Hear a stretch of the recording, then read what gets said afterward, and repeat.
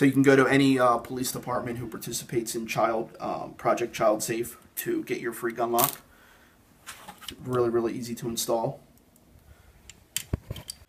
In order to insert the Child Safe gun lock, you're going to slide back the slide. You're going to insert the lock through the chamber and then down into the handle where the magazine would go, so that this lock will prevent the magazine from being inserted into it. And then you can just go ahead and lock it.